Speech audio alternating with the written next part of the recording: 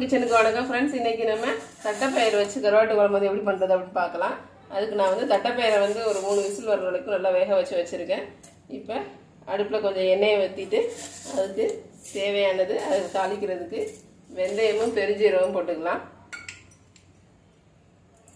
புளிக்குழம்பு மீன் குழம்பு இதுக்கெலாம் வந்து வெந்தயம் பெருஞ்சீரகம் போட்டால் தான் நல்லாயிருக்கும். இதுக்கு வந்து கடுகு போட வேண்டியதில்லை. ஸோ போட்டுட்டு இதுக்கப்புறம் நம்மனா வெங்காயம் வெள்ளைப்பூடு, சின்ன வெங்காயம் வெள்ளைப்பூடு ஒரு கைப்பிடி அளவுக்கு போட்டுட்டேன்.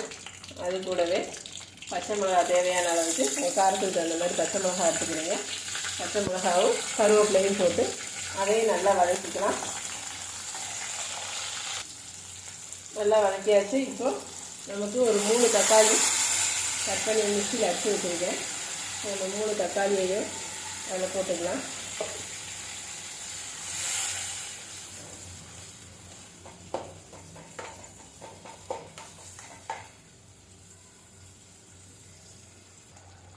தக்காளி நல்லா வதங்கிடுச்சு.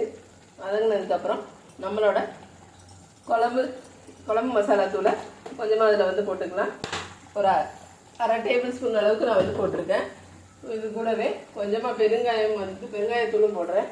ஏன்னா நம்ம வந்து பருப்பு சேர்க்குறதுனால கொஞ்சமாக அது தட்டைப்பயிறு சேர்க்குறதுனால கொஞ்சமாக பெருங்காயம் நான் வந்து அது கூட ஆட் பண்ணிக்கிறேன்.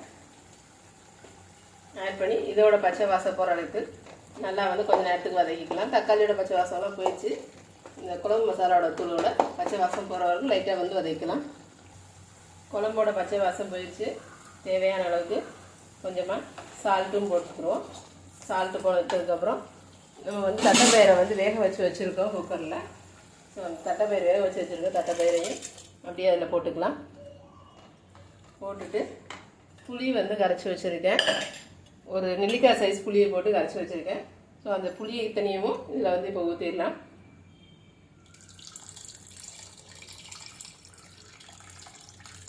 வெறும் தட்டைப்பயிறு புளிக்குழம்பு அப்படின்னா நம்ம இதை மட்டும் போட்டால் போதும். இப்படியே நீங்கள் வந்து கருவாடு வந்து சேர்க்குறது அந்த வாசத்துக்காக வேண்டி சேர்க்குறோம். ஸோ இது கொதிக்கிற வரைக்கும் வெயிட் பண்ணலாம். கொதிச்சதுக்கப்புறம் கருவாடு லைட்டாக அதில் போட்டுக்கலாம்.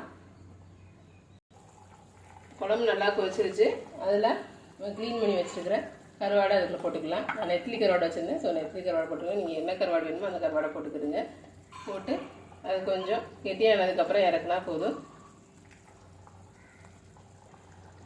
இப்போ நமக்கு சுவையான தட்டைப்பயிரும் கருவாடும் போட்ட கருவாட்டு குழம்பு ரெடி ஆயிடுச்சு. ஸோ இதே மாதிரி நீங்களும் செஞ்சு பாருங்கள் ஃப்ரெண்ட்ஸ். செஞ்சு பார்த்து எப்படி இருக்குன்றதை மறந்துடாமல் கமெண்ட்ஸில் வந்து கொடுங்க. ப்ளஸ் புது வியூவர்ஸ் யாரும் பார்க்குறீங்க அப்படின்னா சப்ஸ்கிரைப் பட்டனே மறந்துடாமல் கிளிக் பண்ணுங்கள். புதுசாக பார்க்குற வியூவர்ஸ்க்கு இந்த குழம்பு மசாலா பொடி வந்து தெரியாது. அவங்களுக்கு வந்து நான் டிஸ்கிரிப்ஷனில் லிங்க் கொடுத்துருக்கேன். ஸோ அந்த குழம்பு மசாலா பொடி வந்து பார்த்துக்கிட்டு அது எல்லா குழம்புக்குமே வந்து அதை யூஸ் பண்ணிக்கலாம். அவ்வளோ ஒரு டேஸ்ட்டாக சூப்பராக இருக்கும். இனி ஒரு நல்ல வீடியோட நான் ஒருத்தவங்களை வந்து பார்க்குறேன் ஃப்ரெண்ட்ஸ். Thank you friends.